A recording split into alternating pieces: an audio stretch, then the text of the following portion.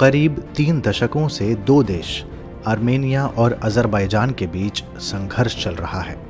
1980 से 1990 के दशक के बीच दोनों देशों के बीच हुए युद्ध में 30,000 से ज़्यादा लोगों की मौत हुई थी और करीब 10 लाख लोग विस्थापन के लिए मजबूर हुए थे। साल 1994 में दोनों देशों के बीच सीज फायर यानी युद्ध विराम की घोषणा हुई थी, लेकिन बावजूद इसके पिछले काफ़ी समय से संघर्ष चालू है। आखिर क्या है संघर्ष की वजह? क्षेत्रीय और वैश्विक शक्तियां किस तरह से दोनों देशों के संघर्ष को देखती हैं और भारत इसे लेकर क्या पक्ष रखता है, बताएंगे आपको ज्ञान की डिजिटल दुनिया। ध्येय रेडियो आप सुन रहे हैं। मेरा नाम है अंजुम शर्मा। अगर आप आर्मेनिया अजरबैजान के नक्शे को गौर से देखें तो इन दोनों देशों के बीच लेसर कॉकेशियस माउंटेन रेंज पड़ती है। कॉकेशियस के इसी इलाके में एक पहाड़ी क्षेत्र है नागोर्नो काराबाख। यही वो एरिया है जो विवाद की जड़ है। अजरबैजान इसे अपना कहता है, लेकिन 1994 के बाद से ये आर्मेनिया के अधिकार क्षेत्र में है। इस क्षेत्र को लेकर विवाद तब से है जब दोनों देश रूसी साम्राज्य से स्वतंत्र हुए थे। जब आर्मेनिया और अजरबैजान सोवियत संघ का हिस्सा थे तो इस दक्षिणी कॉकेशियस के इलाके पर सोवियत शासन लागू था, लेकिन 1980 के दशक में जब सोवियत संघ का विघटन शुरू हुआ तो सोवियत सरकार ने अधिकतर आर्मेनियाई आबादी वाले इस नागोर्नो काराबाख क्षेत्र को अजरबैजान के हाथों में सौंप दिया। ये अजरबैजान के भीतर एक स्वायत्त क्षेत्र बन गया। नागोर्नो काराबाख के लोगों को ये स्वीकार नहीं था। यहाँ की विधायिका ने आधिकारिक तौर पर खुद को आर्मेनिया में शामिल होने के लिए प्रस्ताव पारित कर दिया। नागोर्नो काराबाख की अधिकतर आबादी आर्मेनियाई है। दशकों तक यहाँ के लोग ये इलाका आर्मेनिया को सौंपने की अपील करते रहे। इसी बीच सोवियत संघ का विघटन हो गया और नागोर्नो काराबाख क्षेत्र में एक जनमत संग्रह हुआ और जनमत संग्रह के माध्यम से इस क्षेत्र के लोगों ने खुद को स्वतंत्र घोषित कर दिया। अजरबैजान ने इस जनमत संग्रह को मानने से इनकार कर दिया। इसके बाद अजरबैजान और आर्मेनिया के बीच युद्ध की शुरुआत हो गई। तब से लेकर आज तक ये संघर्ष जारी है। भौगोलिक और रणनीतिक तौर पर अहम होने के कारण ये विवाद और जटिल होता गया। यहाँ मुसलमान और ईसाई ताकतें अपना प्रभुत्व स्थापित करना चाहती हैं, लेकिन इसी बीच सवाल ये भी है कि आसपास की क्षेत्रीय और वैश्विक शक्तियाँ इस संघर्ष को कैसे देखती हैं। ध्येय IAS में अंतर्राष्ट्रीय संबंध के अध्यापक विवेक ओझा से समझिए। कुछ ऐसे देश हैं जो बिल्कुल न्यूट्रल स्थिति में हैं और चाहते हैं कि तत्काल युद्ध विराम हो और डिप्लोमेटिक निगोशिएशंस के थ्रू इसका समाधान किया जाए, जैसे भारत और अमेरिका। लेकिन इसके अलावा कुछ ऐसे देश हैं जो डायरेक्टली बैकअप करते हैं अजरबैजान को, और उसमें शामिल हैं पाकिस्तान और टर्की। टर्की खुल करके आर्मेनिया का विरोध करता है और आर्मेनिया ने भी टर्की के ऊपर कई अवसरों पर बहुत से आरोप लगाए हैं। आर्मेनिया का ये भी कहना है कि टर्की सीरिया के जो भाड़े के सैनिक हैं उनको लेकर के अजरबैजान और आर्मेनिया के बॉर्डर पर विवाद हैं उसको और ज़्यादा इंटेंसिफाई करने की कोशिश कर रहा है।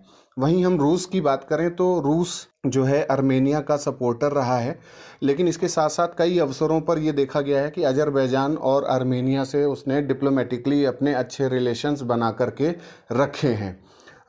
इस हिसाब से अगर हम देखें कि जो अलग अलग जो कंट्रीज़ हैं और उनकी सहभागिता देखें तो उनके अपने वेस्टेड इंटरेस्ट इसमें दिखते हैं, क्योंकि जो ये एक महत्वपूर्ण क्षेत्र है नागोर्नो काराबाख एरिया, ये एक ऑयल और गैस का कॉरिडोर है पूरा एक, और इसके ज़रिए जो पाइपलाइन है कह सकते हैं वो कैस्पियन सी से पूरे वर्ल्ड मार्केट्स में एनर्जी की सप्लाई वहाँ से होती है। वैसे साल 1992 में organisation for security and cooperation in Europe Minsk group की शुरुआत की गई थी, जिसके माध्यम से क्षेत्र में शांति वार्ता के प्रयास किए गए थे, लेकिन संघर्ष जारी रहा। इसी बीच अलगाववादी ताकतों ने भी नागोर्नो काराबाख क्षेत्र में पैर पसारे, जिनका कहना है कि वो दोनों देशों में से किसी में भी शामिल नहीं होना चाहते। इसे दबाने के लिए अजरबैजान की ओर से प्रयास किए जाते रहे हैं, लेकिन अलगाववादियों और विद्रोहियों को आर्मेनिया का समर्थन मिला हुआ है। वो इस तरह से कि नागोर्नो काराबाख भौगोलिक रूप से तो अजरबैजान का हिस्सा रहा, लेकिन इस इलाके पर जिस अर्थसाख गणतंत्र की सरकार चलती है उसे आर्मेनिया का समर्थन मिला हुआ है। और उसमें बड़ी संख्या में आर्मेनियाई जातीय लोग भी हैं। इसलिए भी दोनों पक्षों की तरफ से जातीय नरसंहार की खबरें आती रहती हैं। हाल में मिन्स्क ग्रुप की एक बैठक में लड़ाई की आलोचना की गई और कहा गया कि युद्ध जल्द खत्म होना चाहिए।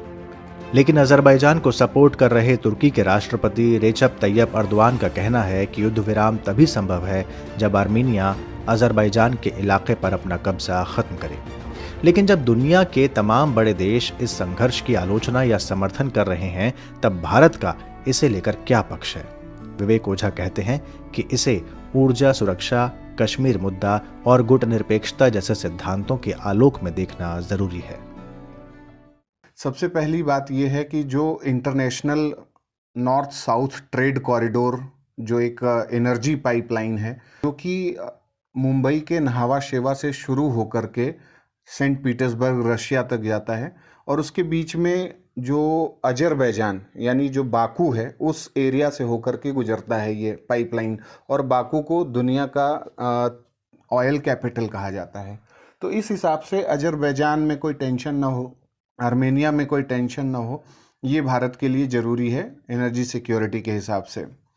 दूसरी जो बड़ी बात है वो ये है कि कश्मीर मुद्दे को अगर हम देखें तो अभी अजरबैजान को जिस तरीके से टर्की और पाकिस्तान सपोर्ट कर रहे हैं, और टर्की ने एकदम खुलेआम कश्मीर मुद्दे पर भारत का विरोध किया, पाकिस्तान का तो खैर विरोध रहा ही है, उस हिसाब से ये देखा जाए कि अजरबैजान ने टर्की के रिजोल्यूशन को जो कश्मीर के मुद्दे पर था उसका समर्थन किया था, यानी कि कश्मीर मुद्दे पर हमारे खिलाफ रहा है अजरबैजान। जो महत्वपूर्ण बात है कि आर्मेनिया जो था, इसमें आर्मेनिया ने यूनाइटेड नेशंस के एक रिजोल्यूशन के तहत भारत का समर्थन किया था जम्मू एंड कश्मीर के मुद्दे पर। तो यहाँ भारत को ये समझना होगा कि उसके लिए अजरबैजान ज़्यादा ज़रूरी है या आर्मेनिया ज़रूरी है, लेकिन साथ साथ ये भी समझना होगा कि दोनों के मध्य बैलेंस बना रहे।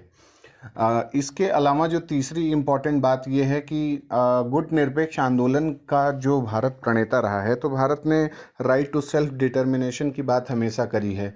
तो आज जो आर्मेनियन सेपरेटिस्ट्स हैं या जो आर्मेनिया के एथनिक ग्रुप्स हैं जो उस डिस्प्यूटेड एरिया में जिन्होंने कंट्रोल कर रखा है, उनके जो जायज़ हक हैं उसके संदर्भ में भी भारत बात करे। और अजरबैजान ने 2019 से 2022 तक के लिए गुट निरपेक्ष आंदोलन की अध्यक्षता अभी ली है, तो वो अध्यक्ष है, और इसके चार्टर में कहा गया है कि जो टेरिटोरियल इंटीग्रिटी है, जो रीजनल पीस एंड सिक्योरिटी है, उसके संदर्भ में अजरबैजान को जिम्मेदार तरीके से काम करना चाहिए।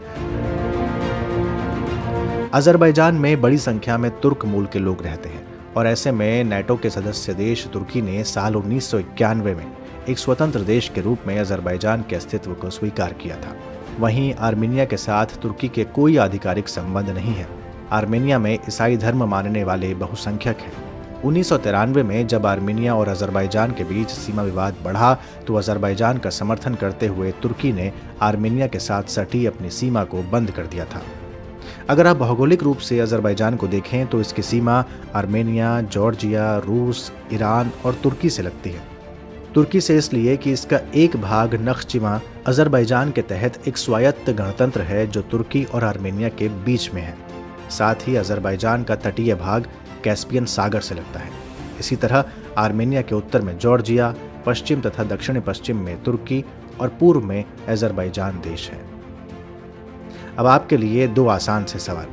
पहला, कॉकेशस रेंज की सबसे ऊंची चोटी का नाम बताइए, और दूसरा, कैस्पियन सागर से लगने वाले देशों के नाम क्या क्या हैं। क्वेश्चन रिपीट कर देता हूं। पहला, कॉकेशस रेंज की सबसे ऊंची चोटी का नाम क्या है, और दूसरा, कैस्पियन सागर से लगने वाले देशों के नाम बताइए। आप अपने जवाब कमेंट बॉक्स में दे सकते हैं।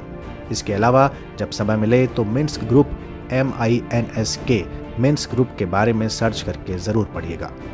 तो ये था आज का ध्येय पॉडकास्ट। इस तरह के और भी पॉडकास्ट सुनने के लिए सब्सक्राइब कीजिए ध्येय IAS के YouTube चैनल को, और नोटिफिकेशन बेल को ऑन रखना ना भूलें। ये पॉडकास्ट ध्येय IAS की वेबसाइट पर भी सुना जा सकता है।